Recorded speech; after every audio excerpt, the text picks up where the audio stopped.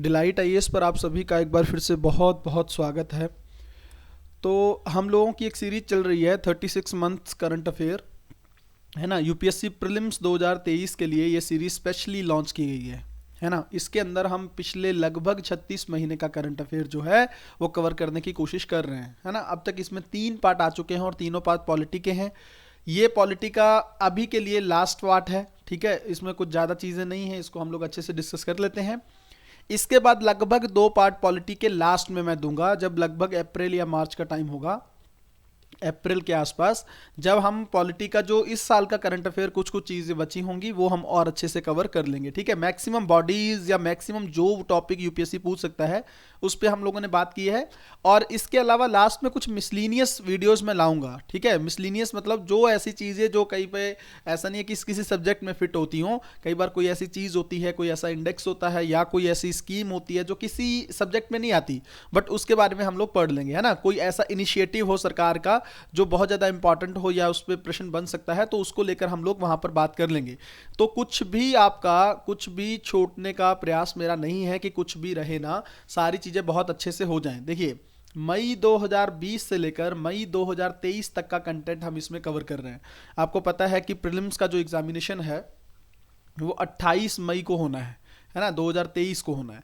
तो इसमें मैक्सिमम आपको पता है यूपीएससी बहुत अपडेटेड चीज़ें पूछता है, तो मेरी कोशिश रहेगी कि मैक्सिमम चीज़ें कवर हो जाएं। बाकी अनएक्सपेक्टेड कमीशन है वो आपको पता होगा, ज़रूरी नहीं होता चीज़ें 100% इसी में से आएंगी, बट मैक्सिमम मैं ये कह रहा हूँ, ठीक है, मैक्सिमम। और अगर आप मेरा माइंडसेट समझ गए होंगे, अभी तक 3 वीडियो आ चुकी हैं, अगर आप माइंडसेट समझ गए होंगे कि क्वेश्चन किस तरह से पूछे जाते हैं। मैंने आपको पॉलिटी की जो वीडियोस अभी तक आई हैं उसमें क्या समझाया है कि इस तरह इस लाइन पर सवाल इस तरह से बन सकता है, इस टॉपिक पर सवाल इस तरह से बन सकता है, ये चीज़ें बताई है ना मैंने। तो वो बताने का मेरा सिंगल लॉजिक ये है कि आप ये समझ पाओ कि अच्छा इस तरह से प्रश्न बन सकता है। तो आपका माइंडसेट जब प्रिपेयर हो जाएगा ना, माइंडसेट, तो फिर अगर प्रश्न किसी भी तरह का आएगा ना, आप हैंडल कर लोगे, है ना। जैसे मैंने आपको एक लाइन बताई थी कि संविधान में ये परिभाषित है या नहीं, इस पर यूपीएससी बहुत फोकस करता है। तो जहां पर प्रश्न चाहे किसी भी टॉपिक से हो, कोई रैंडम टॉपिक उठा ले, बट जहां पर संविधान शब्द आएगा ना, आपके एकदम आपके सिग्नल जो हैं वो एक्टिव हो जाएंगे और आप समझ लोगे कि यहां पर कुछ गड़बड़ हो सकती है, क्योंकि सर ने बार बार ये बातें बोली थी, है ना। तो ये चीज़ें मैं आपको समझाने की कोशिश कर रहा हूं कि जो पिछले 3-4 वीडियोस आई हैं उसमें आपने ये चीज़ अच्छे से सीख ली होगी। नहीं सीखी है तो अभी बहुत, आप मान के चलो टोटल 50 के आसपास वीडियो जाएंगी, और 50 वीडियो में हर सब्जेक्ट के आसपास मैं हर सब्जेक्ट को आपके सामने क्या कर दूंगा, डिकोड। और यूपीएससी को डिकोड करना जरूरी है। अगर आप वो पैटर्न समझ गए तो आपको फिर किसी भी प्रश्न को डील करने में दिक्कत नहीं होगी, है ना। क्यों लाया गया है ये प्रोग्राम, मैंने आपको पहले भी बताया है। देखिए, यूपीएससी कंटेम्प्रेरी करंट अफेयर पर फोकस कर रहा है, ठीक है। और कंटेम्प्रेरी का मतलब होता है 3-4 साल की घटनाएं, ठीक है। 3-4 साल में क्या कुछ घटित हो रहा है, इस पर यूपीएससी का ज्यादा फोकस है ना। हम लोग पिछले जो मैंने आपको 36 मंथ बोला है ना, इसमें 24 महीने पे तो हम वो चीजें फोकस करेंगे जो कहीं ना कहीं पर काफी इंपॉर्टेंट है, जिस पर सवाल बन सकता है।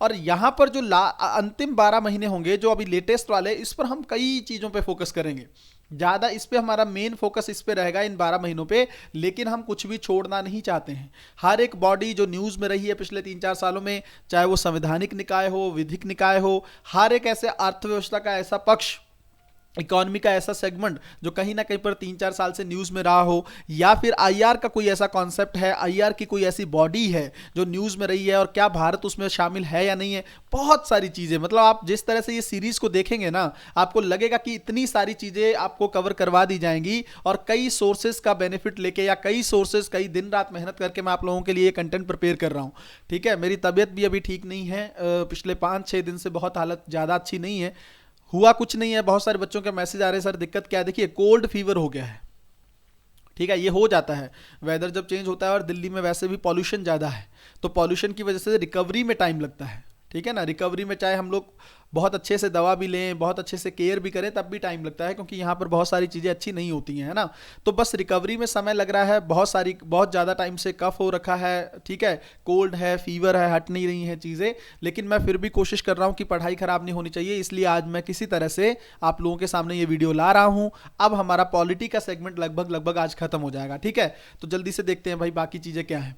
एक आप लोगों से जो मैं हमेशा बोलता हूं, अच्छा लगे, आपको लग रहा हो कि मेहनत हो रही है, तो आप इसको शेयर जरूर करें, है ना। हिंदी माध्यम के जो बच्चे हैं, पहली जो वीडियो थी आपको, मैंने आपको स्टेटस भी डाला था उसको व्हाट्सएप पे लेके, लगभग 80 सब्सक्राइबर से ज्यादा नए जुड़ चुके हैं उस वीडियो से।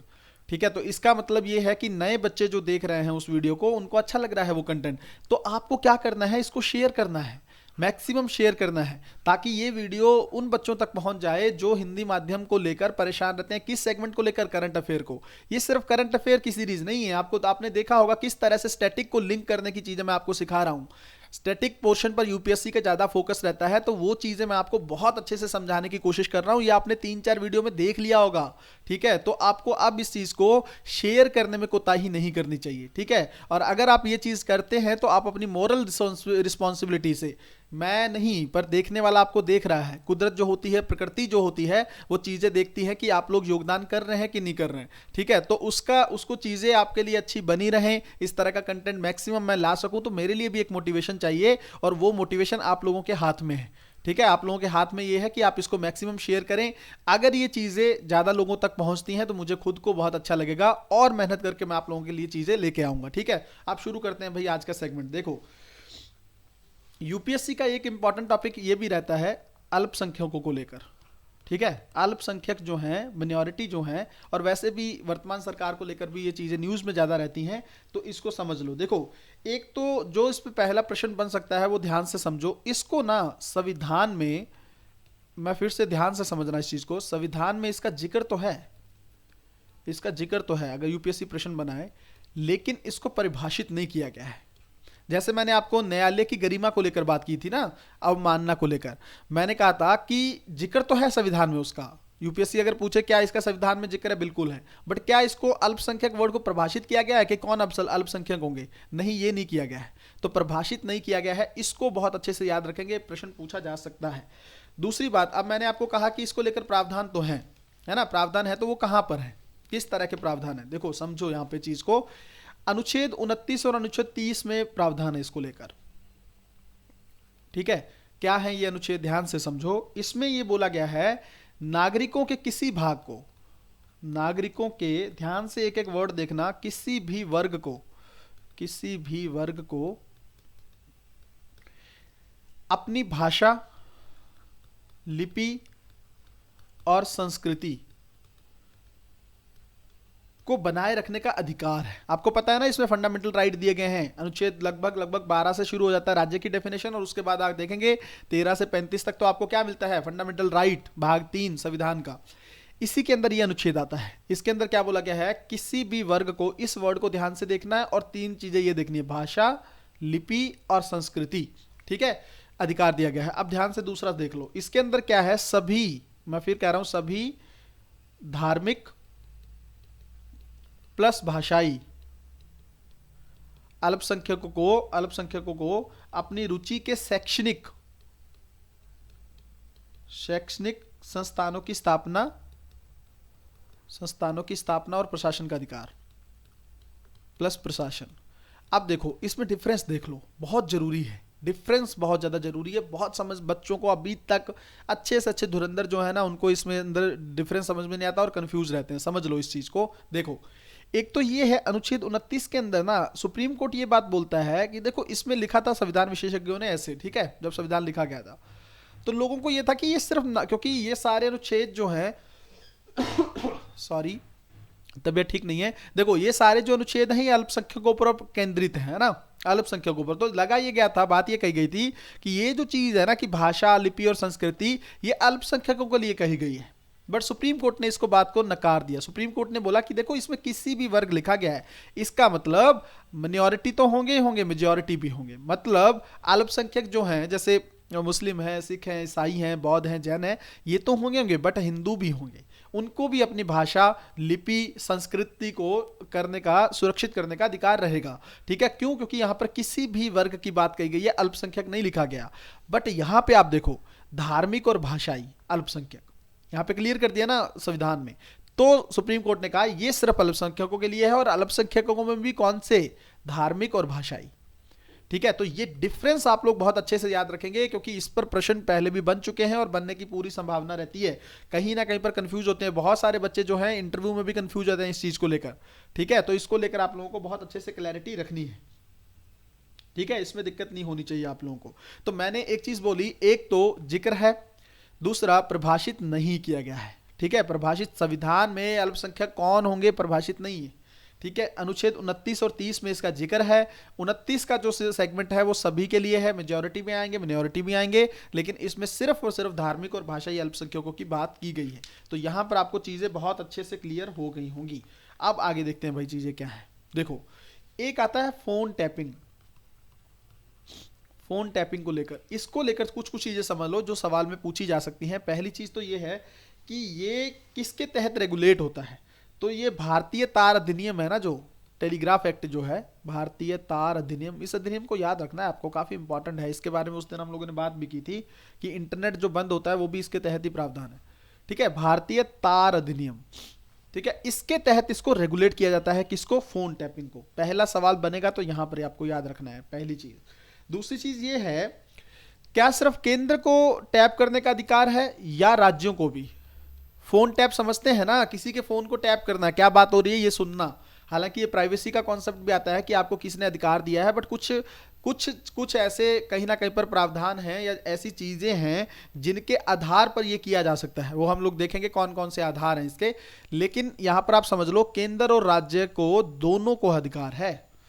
ठीक है, केंद्र भी फोन टैप कर सकता है किसी व्यक्ति का, और राज्य भी कर सकते हैं। आधार कौन से हैं ये समझ लो। एक तो सार्वजनिक सुरक्षा, ये अब सरकार इस तरह के आधार देखो रखती है। ठीक है, इसको डिफाइन नहीं कर सकते आप, सार्वजनिक सुरक्षा का कुछ भी बोल सकते हो आप। भारत की संप्रभुता, अखंडता, ठीक है, राज्य की सुरक्षा, राज्य की सुरक्षा, और विदेशी राज्यों से मैत्रीपूर्ण संबंध।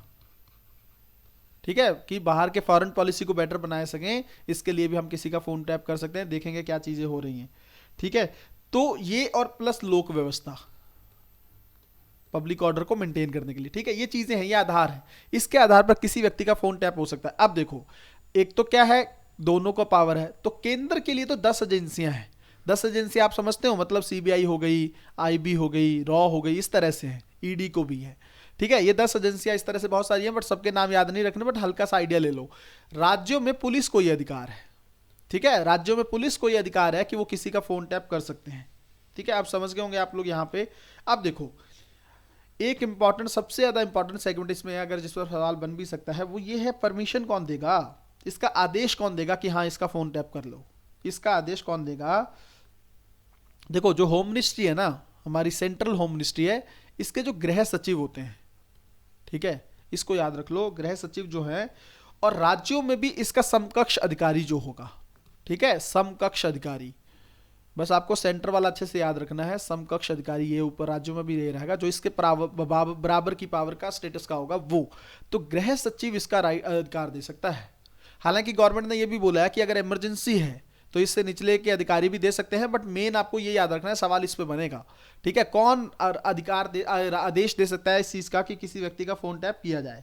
ठीक है, तो इसको लेकर अब आप लोगों को दिक्कत नहीं रहेगी। अगर सवाल इनसे बनेगा तो इन्हीं चीजों को लेकर बनेगा। ठीक है, आपको दिक्कत नहीं होनी चाहिए। अब अगला टॉपिक देखते हैं भाई। देखो, एक बार मैंने आईपीसी और सीआरपीसी को लेकर पहले भी पढ़ाया था, हल्का सा फिर से देख लो, क्योंकि इसको संशोधन करने के लिए सरकार ने एक प्रक्रिया को शुरू किया था। फिर से देख लो सीआरपीसी और आईपीसी को। देखो, इसमें ना अगर आप देखेंगे तो अपराध के लिए ना, अपराध के लिए सजा मतलब दंड का प्रावधान है। इसमें दंड की प्रावधान की बात की गई है। ठीक है, और लगभग संपूर्ण भारत में पूरा देखेंगे तो ये लागू होता है पूरे भारत में। ठीक है, ये चीज एक तो आप समझ लो। दूसरा,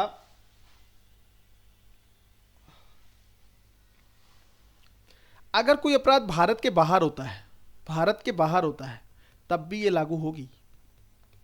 भारत में तो है ही है, बट भारत के जब बाहर भी कोई क्राइम होता है तो आईपीसी का प्रावधान लागू हो सकता है। वो बात अलग है कि किस तरह का प्रोसीजर फॉलो किया जाएगा, अलग देश के कोर्ट से बात की जाएगी, रिक्वेस्ट की जाएगी विदेश मंत्रालय से, बहुत सारी चीजें होती हैं। आपने देखा होगा, ब्रिटेन से हम करते भी हैं कई बार। दूसरी चीज ये है, आई सीआरपीसी को लेकर समझ लो, एक तो ये क्या है, ये प्रक्रिया है, मैंने उसमें बोला उसमें दंड का प्रावधान है, इसमें प्रक्रिया क्या फॉलो करोगे किसी को दंड देने के लिए, उसकी बात है इसमें, ठीक है। इसमें कई तरह के अपराध होते हैं जिसमें जमानत होती है, कईयों में जमानत की अनुमति होती है, कई गैर जमानती होते हैं, ठीक है, कई संज्ञेय होते हैं, कई गैर संज्ञेय होते हैं, ठीक है। मतलब समझते हो ना, संज्ञेय गैर से मतलब कईयों के लिए वारंट की जरूरत होती है गिरफ्तार करने के लिए, कईयों के लिए वारंट की जरूरत नहीं होती है। तो ये सब डिफाइन किए गए हैं इसके अंदर चीजें, और प्लस किस तरह से आप साक्ष्य एकत्रित करोगे, किस तरह से कोर्ट में कार्रवाई चलाओगे, ये सारी चीजें जो हैं, जो प्रोसीजर है, जो प्रक्रिया है, वो सीआरपीसी के तहत है, ठीक है। इसमें आप लोगों को थोड़ी कंफ्यूजन नहीं रहनी चाहिए। अच्छा, एक दो चीजें और देख लो, इन कानूनों में क्या पहली बार संशोधन होगा अब सरकार जो प्लान कर रही है? नहीं, पहले भी हो चुका है। अगर आप 2013 में देखें, समझ लो कि इस तरह हल्का हल्का मैं आपको एग्जांपल दे देता हूं। देखो, इसमें संशोधन लाया गया था, क्रिमिनल लॉ अमेंडमेंट एक्ट लाया गया था, आपराधिक संशोधन अधिनियम 2013, ठीक है। इसके तहत ये बात बोली गई थी, देखो महिलाओं के साथ ना कई बार ओरल सेक्स होता है। ओरल सेक्स मतलब समझते हैं, मतलब लोग देख रहे हैं, हे की दृष्टि से देख रहे हैं, बार बार देख रहे हैं, तो वो चीजें इसको अपराध की श्रेणी में लाया गया, ठीक है। ओरल सेक्स को अपराध की श्रेणी में लाया गया। प्लस अगर आप सोचेंगे कि आपने देखा होगा कि उस टाइम पे 2012 में एक इशू हो गया था, निर्भया कांड जो हुआ था, तो उनके प्राइवेट पार्ट में बहुत गलत चीजें डाल दी गई थी, है ना। तो महिला की बॉडी में अगर इस तरह की कोई चीज हरकत की जाती है, ठीक है, किसी वस्तु को या किसी इस चीज के साथ उनके साथ गलत किया जाता है, आप समझ गए होंगे चीजें मैं क्या कहना चाह रहा हूं। तो अगर कोई उनको वस्तुओं को प्रविष्ट करवाने जाता है तो उसको अपराध बनाया गया, ठीक है। पहले ये डिफाइन नहीं था, उसको भी अपराध बना दिया गया, ठीक है। तो इससे क्या किया इन्होंने, बलात्कार की परिभाषा जो थी, रेप की जो परिभाषा थी, उसको क्या कर दिया गया, वाइड बना दिया गया, ठीक है, उसका विस्तार कर दिया गया। एक तो ये यहां पर याद रखोगे, ठीक है। दूसरा, एक आप यहां पे समझो 2018 में भी एक संशोधन आया था, उसमें ये बोला गया था, एक तो जो रेप की सजा थी, ठीक है, न्यूनतम जो दंड था रेप का, वो 7 साल से बढ़ाकर 10 साल कर दिया गया था, पहले 7 साल था, ठीक है। दूसरी चीज इसमें यह की गई कि अगर कोई बच्ची जो है 12 वर्ष से कम है उसकी आयु, ठीक है, 12 वर्ष से कम आयु है, तो उसके साथ अगर गलत होता है, रेप होता है, तो उस जो अपराधी है उसको मृत्युदंड प्लस, ठीक है, या तो आजीवन कारावास दे सकते हैं या फिर मृत्युदंड भी दे सकते हैं, ठीक है। वो डिपेंड करेगा कि सरकार को कोर्ट क्या कहता है, ठीक है। तो मृत्युदंड तक बढ़ा दिया गया इस चीज को, और फिर बाद में आपने देखा होगा बहुत सारे राज्यों जैसे एमपी वगैरह ने इस चीज को फॉलो किया, स्टेट के स्तर पर भी। तो ये चीजें कुछ अमेंडमेंट थी, इतना याद रखने की जरूरत नहीं है, हल्का सा देख लो। बस मैं ये कहना चाहता हूं, अगर यूपीएससी सवाल में ये पूछे ना आपसे, क्या क्रिमिनल एक्ट जो है आईपीसी सीआरपीसी, इसमें क्या पहली बार संशोधन हो रहा है, तो आप कहेंगे नहीं, पहले भी हो चुका है, 2013 में भी हो चुका है, 2018 में भी हो चुका है। आपको चीजें यहां पर बहुत अच्छे से क्लियर हो गई होंगी, ठीक है। अब आगे की चीजें देखते हैं। देखो, एक ना कॉन्सेप्ट है अनिवार्य धार्मिक प्रथा का, मैं आपको इसको समझा देता हूं, बहुत इंपॉर्टेंट कॉन्सेप्ट है ये, अच्छे से आपको एग्जांपल के साथ बता देता हूं, और न्यूज में क्या होता है ये भी मैं बात बताता हूं, ठीक है। इसको बोलते हैं एसेंशियल रिलीजियस प्रैक्टिस, ठीक है, एसेंशियल रिलीजियस प्रैक्टिस बोलते हैं इसको, ठीक है, अनिवार्य धार्मिक प्रथा। देखो, नाम से ही देख लो, अनिवार्य मतलब ऐसी कोई चीज जो धर्म के लिए बहुत अनिवार्य है, ठीक है। देखो, ये कोई कॉन्सेप्ट ना संविधान में नहीं था, पहले तो ये इसको समझ लो। जैसे मैं आपको बताता हूं ना कि बेसिक जो स्ट्रक्चर का कॉन्सेप्ट है, संविधान के आधारभूत ढांचे का जो कॉन्सेप्ट है, ये संविधान में नहीं था, आज भी नहीं है। ये कॉन्सेप्ट आया है न्यायपालिका से, सुप्रीम कोर्ट इसको लेकर आई है। अब इसको भी देख लो, इसका भी सेम है, संविधान में कोई जिक्र नहीं है, बट न्यायालय ने इसको निर्धारित किया है। कब निर्धारित किया इसको समझ लो, पूछ सकता है यूपीएससी। देखो, पहली चीज तो ये है, शिरूर मठ मामला था, ठीक है, शिरूर मठ मामला था 1954, ठीक है, शिरूर मठ मामला, इसमें सुप्रीम कोर्ट इस चीज को लेकर आई थी। पहली चीज तो ये समझ लो, ठीक है। मैं फिर से कह रहा हूं, याद रखना, कंफ्यूज कर सकता है यूपीएससी, क्या संविधान में जिक्र है, नहीं है, न्यायालय लेके आया है इसको। पहली चीज यहां पर क्लियर होनी चाहिए, और कौन से वाद में लाया ये भी समझ लो। है क्या ये, देखो हुआ क्या था, न्यूज समझ लो। अगर आपको पता हो कि कर्नाटक हाई कोर्ट में एक मैटर गया था, मैटर ये क्या था कि जो इस्लामी लड़कियां हैं, जो है ना, इस्लामी महिलाएं हैं, वो हिजाब जो पहनती हैं, उन्होंने बोला था कि ये हमारा राइट है, ठीक है, कर्नाटक में बहुत विवाद हो गया था इसको लेकर कि ये हिजाब पहनकर नहीं आएंगी स्कूल में, कॉलेज में। तो उन्होंने ये बोला था कि ये तो हमारा राइट है, तो मैटर चला गया था कर्नाटक हाई कोर्ट में। तो कर्नाटक हाई कोर्ट ने इस चीज को डिसाइड किया था। बाद में कर्नाटक हाई कोर्ट ने कहा था कि जो हिजाब है ना, ये आपका अनिवार्य प्रथा नहीं है, मतलब ऐसा नहीं है कि धर्म इसके बिना नहीं चल सकता। ठीक है, कुछ धर्म की ना, कुछ धर्म की इसेंशियल प्रैक्टिस होती है, अनिवार्य प्रथा नहीं है ये। ठीक है, कि कुछ धर्म में ना ऐसी इसेंशियल चीजें हैं जो बाकी धर्मों में नहीं हो, मतलब उस धर्म के लिए बहुत जरूरी हैं, उस धर्म के बेसिक है, वरना अगर ये चीजें स्पॉइल होती हैं, ये चीजें स्पॉइल होती हैं तो वो धर्म स्पॉइल हो जाएगा। तो और भारत संविधान क्या करता है, धर्म की स्वतंत्रता, धर्म की रक्षा की बात भी करता है ना। तो अगर धर्म ही स्पॉइल हो जाएगा, इसका मतलब इसेंशियल चीजों को तो बचाना बहुत ज्यादा जरूरी है। तो ये इसेंशियल चीजें कौन डिसाइड करेगा, ये सुप्रीम कोर्ट डिसाइड करेगा। कौन सी चीज इसेंशियल है या नहीं है, मतलब सुप्रीम कोर्ट का मतलब न्यायालय डिसाइड करेगा। ठीक है, अब तो हाई कोर्ट ने ही बोल दिया ना ये चीज। तो इसेंशियल चीज डिसाइड करने का राइट ये है, और कर्नाटक हाई कोर्ट ने बोल दिया ये इसेंशियल नहीं है आपके लिए, हिजाब पहने बिना भी धर्म आपका चल सकता है, तो आपको इसको लेकर आप राइट की बात नहीं कर सकते। कर्नाटक हाई कोर्ट ने इस चीज को बोला था। अब इसको मैंने आपको शुरुआत में क्या चीजें बताई, देखो न्यूज पूछी जाए ना पूछी जाए, देखो मेरा फोकस होता है प्रश्न किस पे बनेगा। एक प्रश्न इस पे बनेगा क्या संविधान में है, नहीं है। दूसरी चीज इस पे प्रश्न बन सकता है, ध्यान से देखो, इस चीज को बहुत अच्छे से समझ में देखो, कि डिसाइड कौन करेगा, क्या सरकार डिसाइड करेगी, क्या सरकार डिसाइड करेगी या कानून के थ्रू डिसाइड किया जाएगा, ऐसा कुछ। अब सरकार अपनी तरफ से कोई कानून ले आए कि हाँ कल को फ्यूचर में कि नहीं हम डिसाइड करेंगे, वो बात अलग है, वो डिपेंड करता है कि सुप्रीम कोर्ट उसको एक्सेप्ट करता है या नहीं करता है। लेकिन अभी के लिए अगर सुप्रीम यूपीएससी आपको कंफ्यूज करे कि सरकार इस चीज को डिसाइड करेगी या विधायिका करेगी, तो आपको याद रखना है कि न्यायालय डिसाइड करेगा ये चीज। बस इतना सा इसमें समझने की जरूरत है। दूसरी चीज ये शिशुर मठ मामला, इसको याद रख लीजिएगा।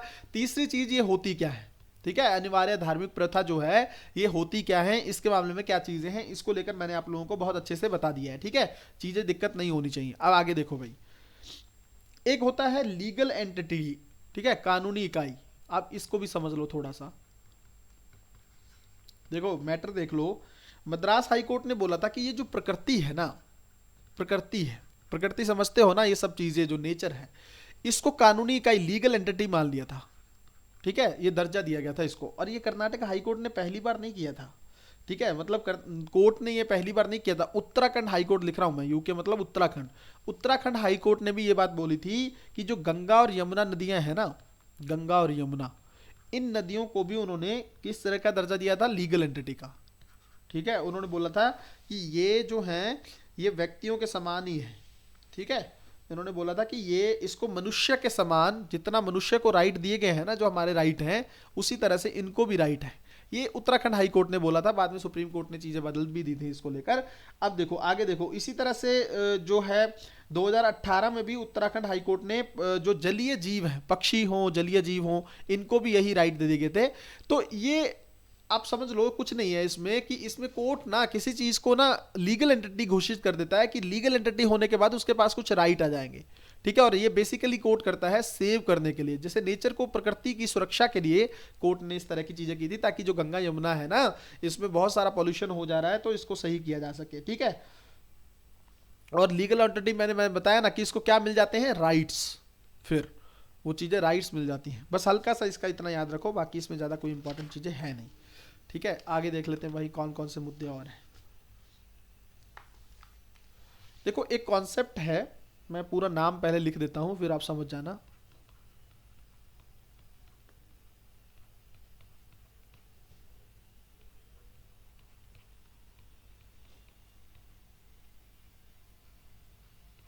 देखो सेंटिनल ऑन क्वी लाइव, वाइव, ठीक है, लाइव नहीं है ये, वाइव है। अगर आपको समझ नहीं आ रहा हो तो फिर से वाइव यहां पे लिख देता हूं। ठीक है, इसको आप चाहो तो मैं इंग्लिश में भी लिख देता हूं, ऑन दी QUIQ वाइव। ठीक है, ये चीज ये है क्या, देखो ये यूपीएससी ना इस तरह से प्रश्न पूछ सकता है कि ये न्यूज में था, ये है क्या। ठीक है, ये क्या है, तो आपको इतना आइडिया होना चाहिए कि बेसिकली देखो इसका हिंदी वर्जन अगर देखोगे ना, तो इसको बोलते हैं तर्क संरक्षक। मैं आपको बताऊंगा प्रश्न किस तरह से बन सकता है और कैसे इसको याद रखना है। ठीक है, तर्क संरक्षक। कोर्ट ने ये बोला, सुप्रीम कोर्ट ने ये बात बोली कि जो न्यायालय है ना वो मूल अधिकारों का, फंडामेंटल राइट का क्या है, सतर्क संरक्षक है, मतलब सेंटिनल ऑन द क्यू वाइव है। ठीक है, अब आपको ये याद रखना है प्रश्न किस तरह से बनेगा, इस वर्ड को अच्छे से याद रख लीजिएगा, कहीं लिख के रख लीजिएगा। इस पे प्रश्न बनेगा कि ये न्यूज में रहा है, ये है क्या बेसिकली। ठीक है, क्या ये उससे जुड़ा हुआ है, किसी चीज से, प्रकृति से कोई चीज जुड़ी हुई है, किसी बात को बोल देगा कोई अंतर्राष्ट्रीय संस्था है, अधिकार है क्या ये। तो आपको ये बताना है कि न्यायालय से जुड़ा एक टर्म है, न्यायालय से जुड़ा एक टर्म है। और इसमें अगर यूपीएससी इस तरह से ये सीधा ही लिख देगी क्या, इसका मतलब तर्क संरक्षण है। ठीक है, तो आपको ये दोनों चीजें याद रखनी है, एक तो न्यायालय से जुड़ा टर्म है और दूसरा ये संरक्षण की बात करता है, जैसे फंडामेंटल राइट है ना। मतलब सुप्रीम कोर्ट ने ये बात इसलिए बोली है कि देखो फंडामेंटल राइट जो है ना, फंडामेंटल राइट, इसकी संरक्षण की भूमिका निभाता है कौन, आपने पढ़ा होगा मूल अधिकारों का संरक्षक किसे बोला जाता है। ठीक है, आपने पढ़ा होगा, ये संरक्षक मतलब सुप्रीम कोर्ट। ठीक है, मूल अधिकारों का संरक्षण, तो वही तो बात है यहाँ पर, कुछ अलग से थोड़ी ना है। बस इस टर्म को, क्योंकि ये न्यूज में थी तो मुझे लगा आपको बता देनी चाहिए, क्या पता प्रश्न इस पे पूछ लिया जाए। ठीक है, आगे हम लोग चीजें देखते हैं। देखो भाई, एक कॉन्सेप्ट है धन्यवाद प्रस्ताव का। धन्यवाद प्रस्ताव का कॉन्सेप्ट है, इसको समझो। देखो पहली चीज तो ये है कि ये कब होता है, देखो संविधान में इसका जिक्र है। ठीक है, अनुच्छेद 87 में जिक्र है।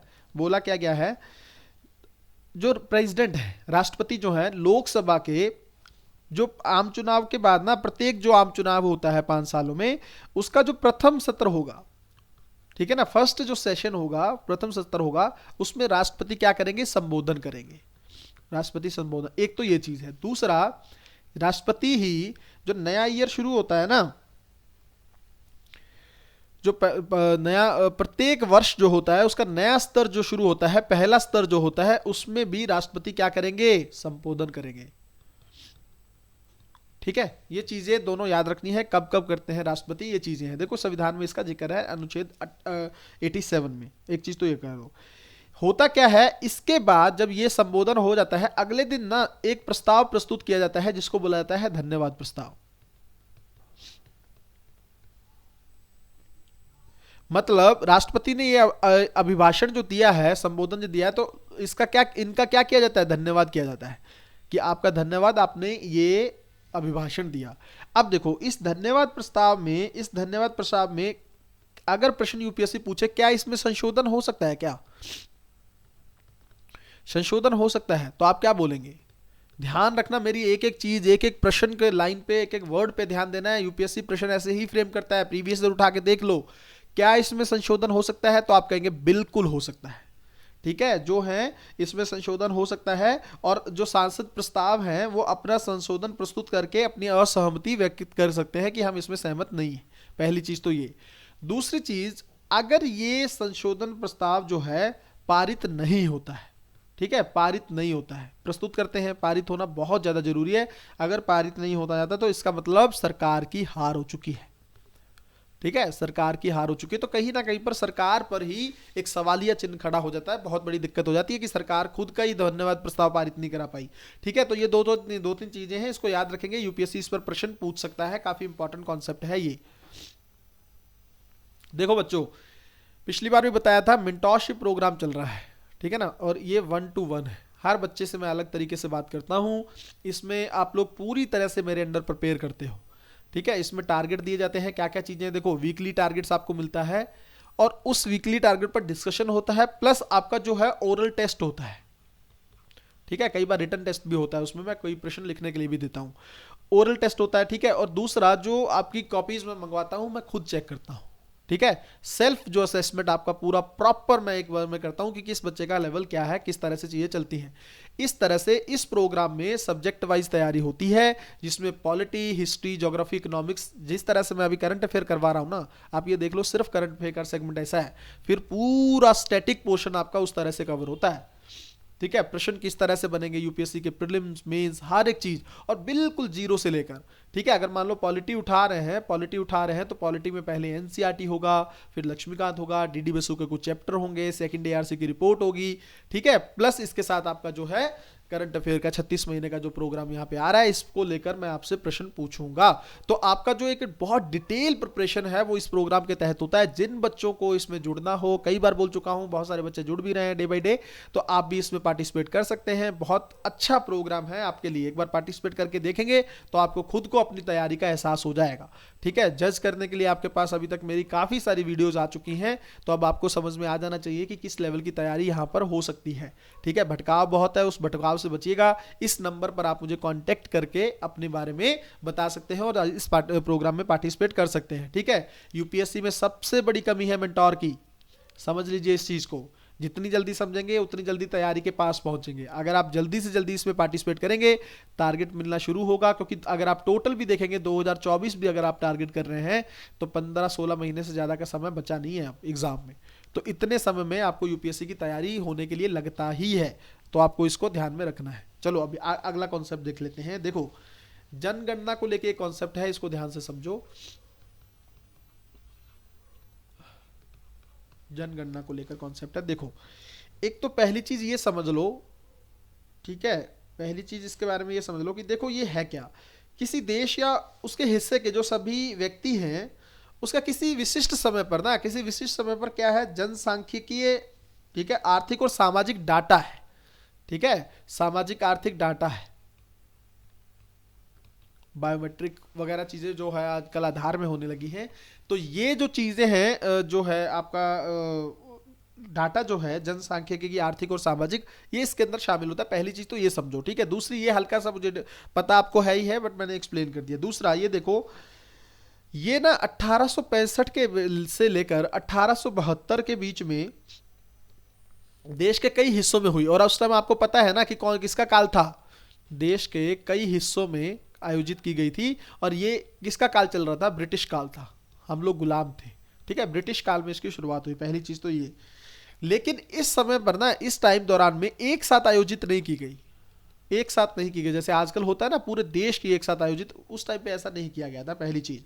दूसरा, 1872 में जो जनगणना हुई, पहली जनगणना हुई। ठीक है, पहली जनगणना जो है 1872 में हुई। ठीक है, तो ये भी पहली जनगणना इसी तरह से थी। लेकिन अगर आप देखेंगे कि पहली बार एक साथ, जैसे मैंने बोला ना, ये एक साथ नहीं थी, ये एक साथ वाली पहली बार अगर पूछे यूपीएससी, पहली बार एक साथ जनगणना कब हुई, एक साथ जनगणना कब हुई, तो आप ईयर देंगे, ध्यान से समझ लो, इसको याद रख लेना। ये हुई थी 1881 में। ठीक है, ये स्टेटमेंट के फॉर्म में यूपीएससी आपसे प्रश्न पूछ सकता है, गेम खेल सकता है, या तो ईयर चेंज कर सकता है, या फिर यहां पर ये वर्ड चेंज कर सकता है। बहुत ध्यान से इसको पढ़ लो। देश के कई हिस्सों में पहले हो रही थी बट एक साथ नहीं थी, यहां पर भी एक साथ नहीं थी। ठीक है, तो बट यहां पर पहली बार एक साथ हुई 1881 में। ठीक है, उसके बाद से 10 वर्ष के आयोजन पे, 10 वर्ष के अंतराल पे ये चीजें आयोजित होती रही हैं। ठीक है, आपको पता है लगातार सरकार जो है 10-10 साल के गैप पे इसका आयोजन करती रहती है। करता कौन है जनगणना, ये इस पे प्रश्न बन सकता है। ठीक है, एक तो प्रश्न जो यहाँ पे मैंने बताया है ये चीजें हैं, एक सबसे इंपॉर्टेंट ये वाला सेगमेंट बनता है। देखो, मिनिस्ट्री पूछे तो बोलना गृह मंत्रालय करता है, अगर मिनिस्ट्री पूछ ले। अगर पूछे कि नहीं इसके अंतर्गत कौन करता है, तो इसको बोलते हैं, यहां से ध्यान से मैं लिख देता हूं, एक सेकंड मैं इसको इरेज कर देता हूं, यहां पे लिखता हूं महारजिस्ट्रार।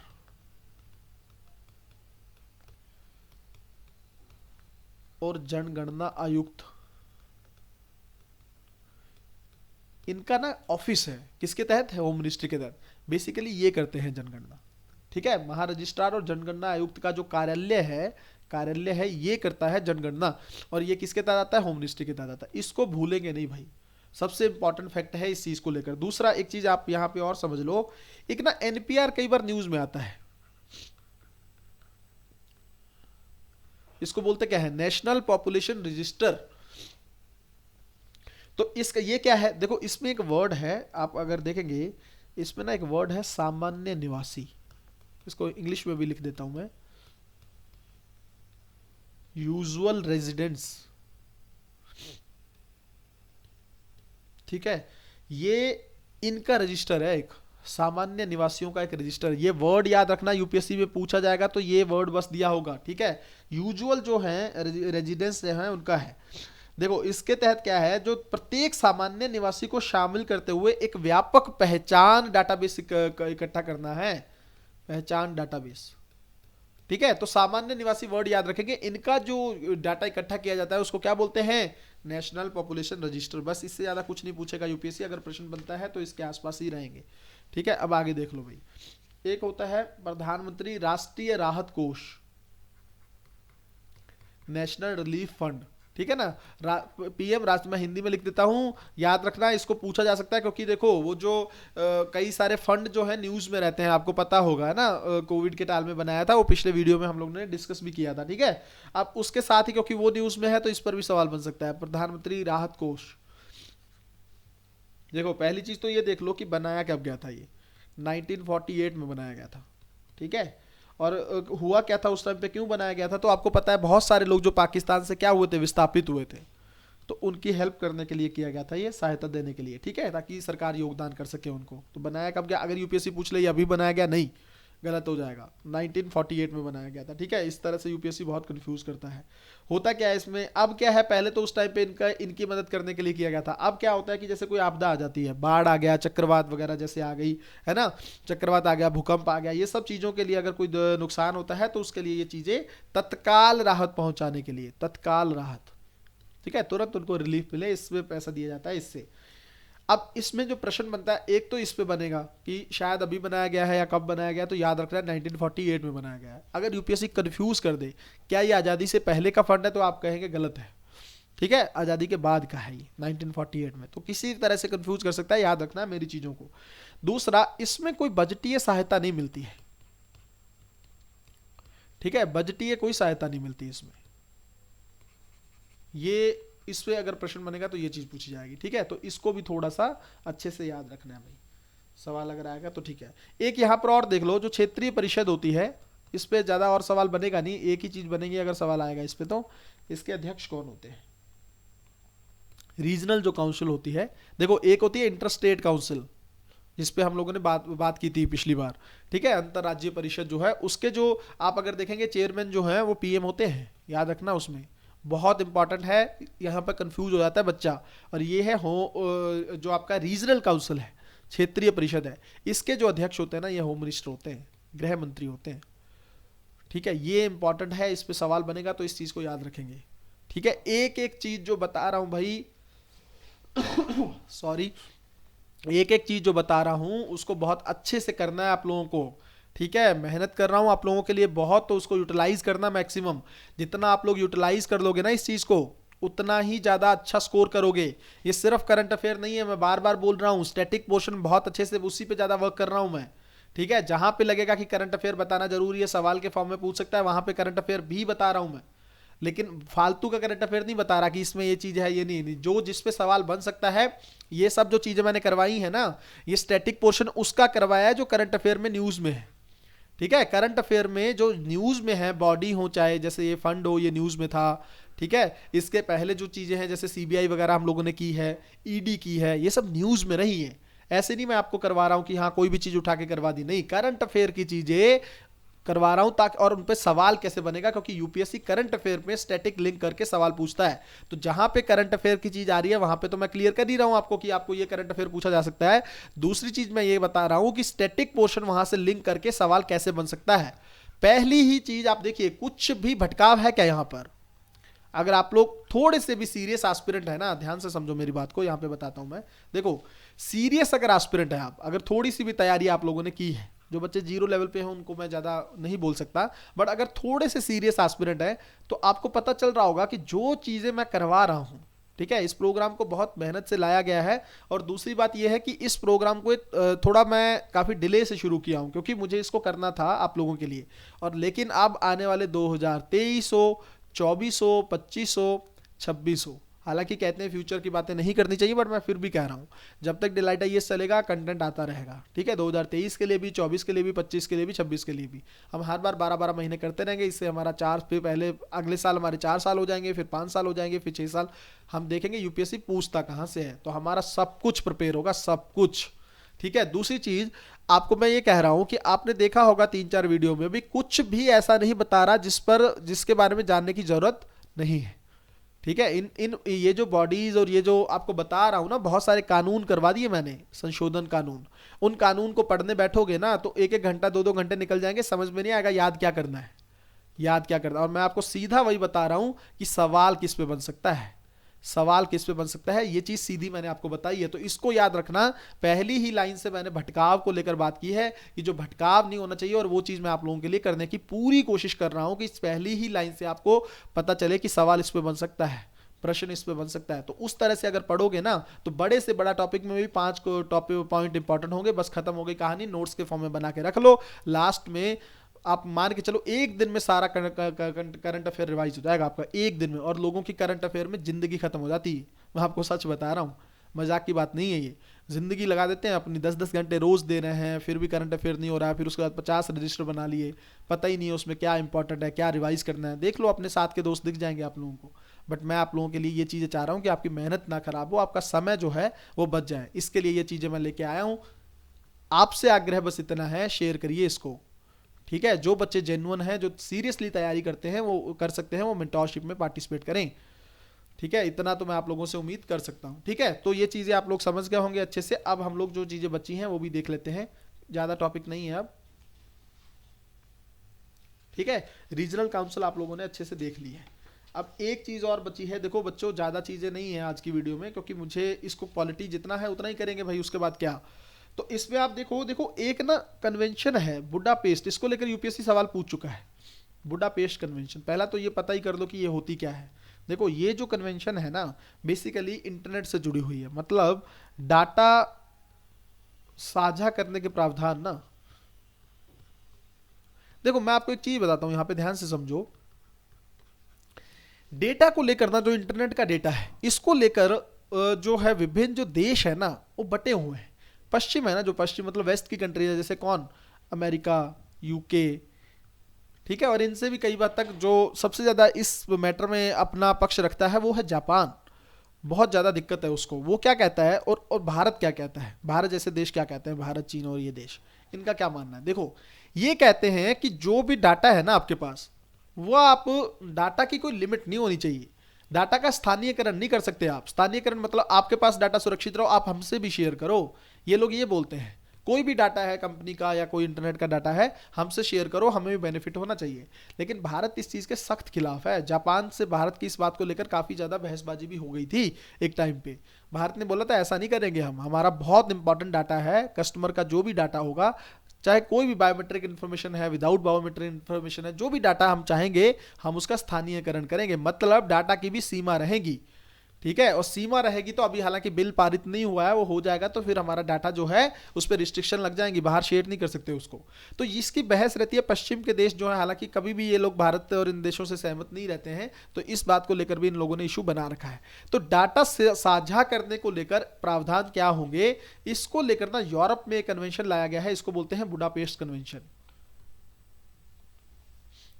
ठीक है। मतलब यूरोप के प्रमोशन से यूरोप ये चाहता था, उसके अकॉर्डिंग ये लाया गया है, ठीक है। लाया तो ये अंतर्राष्ट्रीय स्तर पर गया है, ठीक है, अंतर्राष्ट्रीय स्तर पर इस चीज को लाया गया है, ठीक है। एक तो ये सुनो, तो मतलब अगर मैं ये कहूं कि अगर यूपीएससी पूछे बुडापेस्ट कन्वेंशन किससे जुड़ा हुआ है, तो डाटा साझा करने के प्रावधान से जुड़ा हुआ है। अब सवाल आता है जो सबसे इंपॉर्टेंट, जिस पर यूपीएससी ने सवाल पूछा था, क्या भारत इसका सदस्य है क्या? आपको क्या लगता है होगा क्या? पश्चिम के देश के साथ भारत की इस बात पे सहमति नहीं है, तो क्या भारत भाग होगा इसका? नहीं होगा। और वही है, पक्षकार नहीं है। इस पर सवाल बना भी था और पूछ भी सकता है फिर से। बुडापेस्ट कन्वेंशन में भारत मेंबर नहीं है, पहली चीज। इसी को लेकर एक और उद्घोषणा आई थी इंटरनेट के भविष्य पर, मैं लिख देता हूं यहां पर, इंटरनेट के भविष्य पर वैश्विक घोषणा, ठीक है। अब मैं आपको जानकर एक और बात, खुशी मान लो या जो मान लो, भारत इसमें भी नहीं है, ठीक है, भारत नहीं। तो दोनों चीजें याद रखनी है। अगर यूपीएससी ये पूछ ले बुडापेस्ट, तो याद रखना है इंटरनेट के भविष्य पर वैश्विक घोषणा जो है, इसको लेकर पूछ ले कि भारत है या नहीं है, तो आप कहेंगे नहीं है, भारत इसका सदस्य नहीं है। तो मतलब ये हुआ, भारत पता क्या कहता है, भारत कहता है देखिए आप अपने अकॉर्डिंग नहीं चल सकते, हमारा भी पक्ष सुनिए, ठीक है, हमारा पक्ष भी सुनिए। आप लोग डाटा ही तो हमारी सबसे बड़ी, और पता है एक बहुत सारी मतलब जो महान व्यक्ति हैं या जिन्होंने बहुत रिसर्च कर रखी है, उन्होंने ये भी बात बोली है कि अगला जो विश्व युद्ध है ना, विश्व युद्ध का मतलब ये है कि वैश्विक स्तर पर जो क्रांति आएगी, वैश्विक स्तर पर जो क्रांति आने वाली है, तो डाटा को लेकर जो है सबसे ज्यादा इंपॉर्टेंट बनने वाला है डाटा। ठीक है, जो फोर्थ इंडस्ट्रियल रिवोल्यूशन की बात करते हैं ना, इंडस्ट्रियल औद्योगिक क्रांति की, वो इसी से जुड़ी हुई है। ठीक है, डाटा मतलब आज के टाइम पे सबसे ज्यादा इंपॉर्टेंट। आप खुद सोचो, एक चीज सोच के देखो, चलो देखो मैं बताता हूं। देखो क्या है, ई कॉमर्स कंपनियां हैं, अमेजन, फ्लिपकार्ट वगैरह जो है। अब इनको अगर ये पता चल जाए कि भारत में क्या चीजें हैं, किस तरह का सरकार से डाटा मिल जाए इनको कि अच्छा लोग ये सोचते हैं, लोगों में इनके पास इतना पैसा है, गरीबी इतनी है, तो वो उस एरिया में उस अकॉर्डिंग क्या लाएंगे, प्रोडक्ट लाएंगे। ठीक है, जहां पर देखेंगे कि यहाँ पे लोग कम गरीब हैं, वहां पर उस तरह के प्रोडक्ट, और जहां पर लगेगा कि नहीं यहाँ पे रिच फैमिलीज हैं, हालांकि वो ओवरऑल पता चल जाता है कि मेट्रोपॉलिटन जो सिटीज हैं, उसमें ज्यादा महंगी चीजें बिकती हैं, ब्रांड बिकते हैं, बट अगर और भी डिटेल में इनको पता लग जाएगी तो ये क्या, ध्यान से समझो इस चीज का, क्या ये जो कंपनियां हैं ये क्या नहीं करेंगी, शोषण नहीं करेंगी। ठीक है, शोषण नहीं करेंगी, किसी भी तरह से इस्तेमाल, नागरिकों का डाटा है भाई। ठीक है, हमारे देश के नागरिक हैं, उन्हीं के साथ गलत कर रही है ये। ठीक है, ये लोग तो सिर्फ क्या देखते हैं, ये प्राइवेट कंपनियां क्या देखती हैं, सिर्फ प्रॉफिट देखती हैं। इनको फर्क पड़ता है क्या, क्या भावनात्मक जुड़ाव होता है क्या इनका? ये तो कह कह के सरकार ने, मैं आप क्या बोलूं, एक डंडे की तरह से इन्होंने किया है कि आपको CSR करना है। CSR मतलब कॉर्पोरेट सोशल रिस्पॉन्सिबिलिटी, वरना कंपनियां तो सिर्फ प्रॉफिट पे ध्यान देती थी। ठीक है ना, ये कॉन्सेप्ट मैंने समझाया भी था कि समाज से आप इतना कुछ लेते हो, पानी यहाँ का लेते हो, वातावरण यहाँ का यूज करते हो, वायु यहाँ की यूज करते हो, यहाँ के लोगों के लिए कुछ तो करो। बल्कि वहां पे करने की बजाय आप वहां पे क्या कर दिया, पानी प्रदूषित कर दिया आपने, पानी प्रदूषित कर दिया, वहां की हवा प्रदूषित कर दी। ठीक है, फायदा तो किया नहीं और वहां के लोगों के लिए नुकसान कर दिया। तो फिर लेके आए कि नहीं आपको कुछ पैसा देना पड़ेगा इसकी भरपाई के लिए। यही है कि CSR का कॉन्सेप्ट। तो मैं ये कहना चाह रहा हूं कि अगर डाटा जो है, डाटा पे अगर कहीं ना कहीं पर रिस्ट्रिक्शन नहीं रहेगी तो शोषण होगा किसका, नागरिकों का। ठीक है, और नागरिक सबसे पहले, नागरिकों का मतलब क्या है, लोगों का। और लोगों का मतलब क्या है, हम भारत के लोग। यही लिखा हुआ है ना प्रस्तावना में, हम भारत के लोग। तो यही चीज वायलेट हो गई ना यहाँ पे, यही चीज वायलेट हो गई। इसको लिख भी सकते हैं, इस तरह पे प्रश्न आए तो यूपीएससी को निष्कर्ष में आप लिख देंगे तो एग्जामिनर बहुत खुश हो जाएगा इस चीज को लेकर। ठीक है, तो लगभग हमारी आज की वीडियो खत्म होती है भाई। तबियत ठीक ना होने की वजह से मैं ज्यादा चीजें, देखो छूटा कुछ भी नहीं है। 4 पार्ट आने थे पॉलिटी में, आ चुके हैं। ठीक है, काफी हद तक चीजें कवर हो चुकी हैं। अब जो बिल्कुल लेटेस्ट डाटा रहेगा, लेटेस्ट चीजें रहेंगी, उसको लेकर 2 या 3 वीडियो और आएंगी। ठीक है, कोशिश रहेगी 2 वीडियो में कंप्लीट हो जाए। 2 वीडियो भी और आई तो 6 वीडियो टोटल किसकी हो जाएंगी, पॉलिटी की। अब हम अगली जो वीडियो आएगी उसमें हम लोग क्या लेके आने वाले हैं, IR। देखो पिछले वीक में ना सिर्फ एक वीडियो आ पाई है, तबीयत खराब होने की वजह से बार बार बोल चुका हूं, उसको आप लोगों को कोई जरूरत नहीं। देखो मैं भी ना, आप एक चीज सोचो, ह्यूमन बॉडी है, ठीक है, कभी अच्छी है कभी बुरी है, मशीन तो है नहीं, तो कई बार बीमार हो जाता है, चीजें डिले भी हो जाती हैं। बट मैंने आप लोगों से एक प्रॉमिस कर रखा है कि 20 मई से पहले ना ये चीजें सब आ जाएंगी, चाहे किसी भी हालत में आए, चाहे कैसे भी आप लोगों के सामने रखूं मैं। 20 मई 2023 से पहले सभी वीडियोस आ जाएंगी, तो परेशान नहीं होना है। ठीक है, कोशिश मेरी रहेगी इस वीक अगर तबीयत ठीक होती है तो मैं 3 वीडियो दे दूं, एक आज आ जाएगी और 2 वीडियो और आ जाए। ठीक है, तो मैं अपने आप से कर लूंगा, आपको उसको लेकर परेशान नहीं होना है, टेंशन नहीं लेनी है इस चीज़ को लेकर कि पता नहीं चीज़ें कैसी होंगी। कल एक बच्चे का मैसेज भी आया था, मैंने उसको स्टेटस पे भी डाला था, उसने यही बोला था कि सर इस चीज़ को बीच में मत रोकिएगा। ठीक है, सर को आपने बोल दिया कि मत रोकिएगा, बिल्कुल मैं तो आप लोगों के लिए मेहनत के लिए बना ही हूँ। ठीक है, आप लोगों के लिए ही मुझे मेहनत करनी है, बट आप लोग एक नैतिक जिम्मेदारी भी तो निभाइए, बनती है आपकी मॉरल रिस्पॉन्सिबिलिटी या नहीं। इतने इनएक्टिव, कई बार मुझे लगता है कई बच्चे बहुत इनएक्टिव है। ठीक है, आप लोग अभी से इतने इनएक्टिव हैं कि आप क्या IAS बनोगे। आप एक चीज सोच के देखो, IAS ऑफिसर क्या होता है, दिन रात उलझना होता है उसको, दिन रात क्या करनी होती है, मेहनत करनी होती है, काम करना होता है, सब चीजें मॉरल रिस्पॉन्सिबिलिटी निभानी पड़ती है। ठीक है, अपनी ड्यूटीज निभानी पड़ती है, ना केवल सरकार के प्रति, लोगों के प्रति और इवन परिवार के प्रति, सब चीजें हैंडल करता है IAS ऑफिसर। आपको वो बनना है और अभी से इनएक्टिव हो। ठीक है, कोई इंसान आपके लिए मेहनत कर रहा हो, तो आपका क्या आपका वो बनता है कि ये चीजें खत्म ना हो। अगर आप लोग सपोर्ट ना करेंगे चीजें खत्म होंगी, और खत्म होंगी तो अल्टीमेटली नुकसान आप ही लोगों को होगा। ठीक है, अगर आप ये सोच रहे हैं कि डिलाइट IAS पे जो टीचर पढ़ा रहे हैं उनका अगर कोई नुकसान हो, ये आपको लगता है, वहम है आपका। ठीक है, उनका कोई नुकसान नहीं होने वाला। उन टीचर को आप लोगों ने निराश ही किया। मैं आपको सच बात बताऊं, डिलाइट IAS के जो बाकी टीचर हैं उनको आपने निराश किया है, व्यूज नहीं दिए आपने उनकी वीडियोस पे, है ना। कई बार मुझे भी अच्छा नहीं लगता है, आप लोगों को देखना चाहिए था, इतना अच्छा कंटेंट उन लोगों ने प्रोवाइड किया है शॉर्ट फॉर्म में। ठीक है, हिस्ट्री के मैम जो है उन्होंने इतना रेगुलर तरीके से आपको पढ़ाया है। कई बार होता है, देखो पढ़ना और पढ़ाना दो अलग चीज़ें होती हैं, ध्यान से समझो। पढ़ना और पढ़ाना ना दो अलग चीज़ें होती हैं। कई बार हो सकता है कि किसी टीचर की मेथोलॉजी आपको बहुत अच्छी ना भी लग रही हो। ठीक है, जीवन में सब कुछ अच्छा नहीं होता है। कई बार क्या होता है कि स्किल्स, कई बार आपको लग रहा हो कि कम्युनिकेशन में थोड़ी दिक्कत हो भी सकती है। मैंने जहां जहां पे रिफॉर्म हो सकता था मैंने किया था, बट मेरी भी तो लिमिटेशन है ना। आप एक चीज़ समझो, ध्यान से समझो इस चीज़ को बच्चों, कि मुझे ये बताओ, अभी मेरे पास ना तो कोई इन्वेस्टमेंट है, ठीक है ना, कोई इन्वेस्टमेंट नहीं है, कुछ चीज़ें नहीं है, तो फिर अच्छे टीचर भी हों या टीचर्स को लेकर उनको उनकी जो कम्युनिकेशन की चीज़ों को है और अच्छा कैसे किया जाए। यही डिजिटल बोर्ड और वो चीज़ें हों तो शायद आपको यही चीज़ें अच्छी भी लगेंगी। आपको ना चमक धमक बहुत अच्छी लगती है, ठीक है। आप लोग सोचते हो डिजिटल बोर्ड होना चाहिए, टीचर्स अच्छे कपड़े पहन के आए, टीचर ये करें वो करें, वो चीज़ें ठीक है, बट आप लोग फोकस कम किस पे करते हो, कंटेंट पे। करना किस पे चाहिए था, इस पे। ये कोई मतलब नहीं है। अगर कोई कोचिंग आपको 3-3 लाख रुपए लेके आप सिर्फ इसलिए उसमें जा रहे हो कि इतनी अच्छी लाइटें हैं, एसी लगा हुआ है, इतना अच्छा, तो उसका कोई मतलब नहीं, बकवास है अगर वो कोचिंग आपको सिलेक्शन नहीं दिला पाती।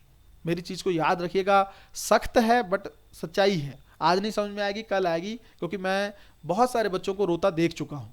ठीक है, जब आते हैं ना, कई लोग मेंटरशिप में जुड़े हैं तो अपने दुखड़े रोते हैं। ठीक है, दुखड़े रोते हैं कि सर इतने साल हो गए, इतना इतना पैसा वेस्ट कर दिया, अभी तक कुछ समझ में नहीं आ रहा है क्या करना है। ठीक है, तो मैं तो पर्सनली आप लोगों के साथ खड़ा रहता हूँ। हर बच्चे को मैंने अपना पर्सनल नंबर दे रखा है। कौन सा टीचर अपना नंबर देता है बताइए जरा। और दूसरी चीज़ है कि यहाँ पर समझिए, जो मैं आपको बोल रहा था कि वहम है कुछ बच्चों में, वहम ये है कि डिलाइट आईएएस की टीम के जो टीचर हैं उनको दिक्कत हो, ऐसा नहीं है। वहम ये है आपका, क्योंकि देखो टीचर जो होता है ना, अध्यापक जो होता है, वो पहली बात अध्यापक है, उसका रिस्पेक्ट होना चाहिए। ठीक है, चाहे कैसा भी पढ़ा रहा है, रिस्पेक्ट जरूरी है। दूसरी चीज़ ये है कि उनको वो प्लेटफॉर्म की बात है, वो डिलाइट आईएएस पर नहीं पढ़ाएंगे तो कहीं और पढ़ाएंगे, क्या फ़र्क पड़ता है। बट आप अच्छे लोग खोदोगे ना, तो प्लेटफॉर्म जो है वो कोई और भी मिल जाएंगे, और आज न कल वो लोग कहीं ना कहीं पर हो सकता है किसी बड़े प्लेटफॉर्म पे आपको दिखें भी। तो ये जो चीज़ें हैं, हो सकता है आप डिलाइट आईएएस को भी प्रॉपर सपोर्ट ना करेंगे तो मेरे लिए भी एक मजबूरी बन जाएगी इसको छोड़ना। ठीक है, मैं हूं आप लोगों के साथ, बट मेरी भी कुछ मजबूरी है कि आप लोग इसको मैक्सिमम शेयर करो, मैक्सिमम शेयर करो, अच्छा रिस्पांस करो, कमेंट किया करो। आप लोग कमेंट नहीं करते हैं, बहुत इनएक्टिव बच्चे हैं। आप देखिए कितने वीडियो पे आप कमेंट करते हो। ठीक है, आप लोगों की एक जिम्मेदारी बनती है कि ठीक है, अगर टीचर की चीज़ अच्छी लगी है, थोड़ा नीचे लिख देंगे, अप्रिशिएशन मिलेगा, बातचीत, बाकी बच्चों को मोटिवेशन मिलेगा। मिलेगा कि नहीं, बाकी बच्चे देखेंगे, हो सकता है आप लोगों के कमेंट पढ़ के देखें। लोग आजकल क्या करते हैं, वीडियो का आपने देखा होगा, मूवीज हो या कोई भी कंटेंट आता है उसको कमेंट के माध्यम से देखते हैं, कमेंट कैसे आ रखे हैं। कमेंट आ रखे हैं अच्छे तो वो देखेंगे, नहीं आ रहे तो है मानसिकता, आप क्या कर सकते हैं, इसको चेंज थोड़ी ना कर सकते हैं। ठीक है, आपको अगर 1 सेकंड लग रहा है, कमेंट कर देंगे, लाइक कर देंगे, शेयर कर देंगे, कितना नुकसान हो जाएगा आपका बताइए मुझे। नहीं होगा ना। और आपके एक शेयर से धीरे धीरे चीज़ें हो सकता है अच्छे लेवल पर चले जाएं। कोई एक वीडियो डिलाइट आईएएस की अच्छे लोगों के पास चली गई तो तब तो हो सकता है ये कहने की भी जरूरत ना पड़े मुझे आपको। ठीक है, तो कंटेंट अच्छा देना है, और कंटेंट कहते हैं कुछ पाने के लिए ना कुछ खोना पड़ता है। आपको तो यहाँ पे कुछ नहीं खोना है, सिर्फ हाथ ही तो चलाना है शेयर करने के लिए। शेयर करिए चीज़ों को, थोड़ा एक्टिव रहिए। ठीक है, ग्रुप्स बना रखे हैं, उसमें एक्टिव नहीं है, बिल्कुल इनएक्टिव ग्रुप है। ठीक है, आगे चल के मुझे डिलाइट आईएएस का स्टूडेंट जो जोन है वो बंद करना पड़ सकता है, क्योंकि आप लोग एक्टिव नहीं हो। आप लोगों को वहाँ पे एक दूसरे की हेल्प करनी चाहिए, एक दूसरे से बात करनी चाहिए, कंटेंट शेयर करना चाहिए, थोड़ा एक्टिव रहना चाहिए, बाकी बच्चों को भी लाना चाहिए। तो ये चीज़ें होनी चाहिए ना, तभी तो क्या बनेगा, एक वातावरण बनेगा, एक इन्वायरमेंट बिल्ड होगा। क्या बिल्ड होगा, एक कम्युनिटी बिल्ड होगी। और कम्युनिटी जो होती है ना, उसमें बड़ी पावर होती है। सुना था ना छोटे टाइम पे एक पिता जो होते हैं वो एक बच्चे को बोलते हैं अपने कि 5 लकड़ियों का एक बंडल होता है, और बोलते हैं एक एक बच्चे को बोलते हैं कि तुम तोड़ो। 5 बेटे होते हैं उनके, 1-2 सबको अलग अलग तरीके से भेजा, नहीं तोड़ पाए। जब 5 को एक साथ भेजा ना, तो वो बंडल बहुत आसानी से टूट गया। ठीक है, ये सुना होगा ना, कहानी बचपन की है, यूटिलाइज करके देखो, यही चीज़ है। कम्युनिटी जब होती है ना, जब सब आपस में मिल के चलते हो ना, तब चीज़ें आसान हो जाती हैं। मैं ये नहीं कह रहा हूँ कि इसके बिना कुछ नहीं हो सकता, बट आसान ही हो जाती है। ठीक है, हो सकता है किसी का कंटेंट आपको हेल्प कर जाए, हो सकता है आपका कंटेंट किसी को हेल्प कर जाए, तो आप लोग दोनों क्या होगे, सफलता तक पहुंचोगे। और दोनों सफलता तक पहुंचोगे तो इसमें गलत क्या है, कुछ गलत है क्या, कुछ गलत नहीं है। तो आपको, मैं सिर्फ आप लोगों से इतना चाहता हूं, देखो कुछ नहीं है, आपको समझना है इस चीज़ को कि देखो एक्टिव रहोगे ना लाइफ में, अभी से एक्टिव रहना सीख लोगे ना, तो जिंदगी में आगे दिक्कत नहीं होगी। मेरे को फ़र्क नहीं पड़ता है आज ना कल। मुझे तो देखो अभी से अच्छे अच्छे ऑफ़र आ रहे हैं, मैं आपको बताया भी हूँ पहले। मुझे अच्छे अच्छे बड़ी बड़ी अकेडमी से अब ऑफ़र आने शुरू हो गए हैं, ठीक है। तो और वो लोग अच्छा खासा पे भी करना चाह रहे हैं, ठीक है। मुझे क्या दिक्कत है, 2 घंटे वहाँ पे पढ़ाऊंगा, फ्री हो जाऊंगा, मुझे मैं अपने करियर पर और ज़्यादा फोकस कर सकता हूँ, ठीक है। क्या बुरा है मुझे। बट यहाँ पर मुझे इतने इतने घंटे में आप लोगों के साथ लगा भी रहता हूँ, बहुत सारा काम भी कर रहा हूँ आप लोगों के लिए। एक बुक आईआर के लिए मैं उस पर वर्क कर रहा हूँ कि आईआर की एक बहुत अच्छी बुक आप लोगों के लिए मैं ला सकूँ, ठीक है। प्रिंटेड मटेरियल पे वर्क किया जा रहा है, टेस्ट सीरीज पे वर्क किया जा रहा है। तो ये सब चीज़ें मैं क्यों कर रहा हूँ, है ना। क्या ज़रूरत है मुझे, ज़रूरत है। हिंदी मीडियम के बच्चे जो हैं मैंने भटकते देखे हैं, ठीक है, भटकाव देखा है बहुत। तो उन बच्चों की ज़िंदगी को, उन बच्चों की ज़िंदगी को एक सही डायरेक्शन देनी है। मैं कोई बहुत महान इंसान नहीं हूँ कि मेरी बिना उनको डायरेक्शन नहीं मिल पाएगी, बट मैं कोशिश कर सकता हूँ, ठीक है। थोड़ा सा भी योगदान, अगर कोई बच्चा इस तरह से इस तरह से इस तरह से जा रहा है ना, तो मेरी कोशिश ये है कि थोड़ा उसका मुख ऐसे मोड़ दूँ ताकि शायद वो इधर चलते चलते फिर से इस ट्रैक पे आ जाए। समझ रहे हो ना इस चीज़ को। मान लो कोई ऐसे जा रहा है, तो मेरी कोशिश ये है कि इसको इधर कर दूं बस, ताकि ये यहाँ पे आके शायद यहाँ पे आ जाए। तो ये चीज़ें हैं मेरी, अगर मेरी बारीकी को समझ पाओगे तो शायद चीज़ें जो हैं आप लोगों को अच्छी लगें और आप लोगों को लगे कि हाँ चीज़ें होनी चाहिए, शेयर भी होनी चाहिए और इसमें सपोर्ट भी होना चाहिए। अगर अच्छा लगे तो कर दीजिएगा, नहीं अच्छा लगे तो कोई बात नहीं है, मैं किसी को स्पेशली फोर्स नहीं कर सकता किसी चीज़ के लिए, ठीक है। टेलीग्राम ज्वाइन कर सकते हो, बहुत सारी मोटिवेशन की चीज़ें मैं वहाँ पे शेयर करता रहता हूँ, लिंक शेयर करता रहता हूँ आने वाले टाइम में। और सारा कंटेंट, क्विज आती है वहाँ पर, ठीक है, करंट अफेयर की क्विज वगैरह आती है, मैम सृष्टि मैम बहुत अच्छे से डालती हैं, तो आप वहाँ पर उसको फॉलो कर सकते हैं, ठीक है। हेल्प मिलेगी आपको करंट अफेयर में। दूसरा, इंस्टाग्राम वगैरह पे, फेसबुक, ट्विटर पे फॉलो कर सकते हैं, अच्छा लगेगा मुझे अगर आप लोग शेयर करेंगे। सभी लिंक जो है डिस्क्रिप्शन में दिए गए हैं। मेंटोरशिप के लिए मेरा नंबर है, फिर से लिख देता हूँ, 9718112484, ठीक है। कभी भी कोई दिक्कत हो इस नंबर पे आप मुझे व्हाट्सअप, कॉल कुछ भी कर सकते हैं। आप लोगों के लिए हर टाइम पे मैं अवेलेबल हूँ, ठीक है। कोई पर्सनैलिटी नहीं हूँ, बहुत छोटा सा पर्सन हूँ, बट आपके लिए, आपको गाइड करने के लिए हमेशा अवेलेबल मैं रहूँगा, ठीक है। मिलते हैं अगली वीडियो में, तब तक अपना ध्यान रखें, अपनी पढ़ाई को बहुत अच्छे तरीके से करते रहें। इसकी जो अब नेक्स्ट वीडियो है वो आएगी अब आईआर पे, ठीक है। बहुत अच्छे से हम लोग आईआर को कवर करने वाले हैं, आप लोगों को बिल्कुल दिक्कत नहीं होगी। और फिर आईआर के बाद धीरे धीरे हम देखेंगे इकोनॉमिक्स पे जाएंगे हम लोग, ठीक है। इकोनॉमिक्स के बाद हम लोग फिर आगे बढ़ेंगे, साइंस एंड टेक्नोलॉजी, एनवायरनमेंट, ये सब सेक्शन हम लोग बहुत अच्छे से कवर करेंगे। आप देखना किस लेवल की आपकी तैयारी हो जाती है। साइंस एंड टेक्नोलॉजी में तो सारी टेक्नोलॉजी आ जाएगी न्यूज़ में, सब टेक्नोलॉजी न्यूज़ में हम लोग करंट अफेयर में कवर कर लेंगे, ठीक है। बिल्कुल कॉन्फिडेंस से तैयारी करनी है। डिलाइट आईएएस का बच्चा हमेशा कॉन्फिडेंट रहता है, ठीक है, हमेशा कॉन्फिडेंट रहता है। और थोड़ी सी दुआ करनी है मेरे लिए भी, मेरी तबीयत जितनी जल्दी सही होगी, जितनी जल्दी रिकवर करेंगे, उतनी जल्दी जो है हम लोग और अच्छे से मेहनत कर पाएंगे, ठीक है। ध्यान रखिए अपना, अगली वीडियो में मिलते हैं, तब तक अपनी पढ़ाई को बहुत अच्छे तरीके से करते रहिए। बहुत बहुत धन्यवाद।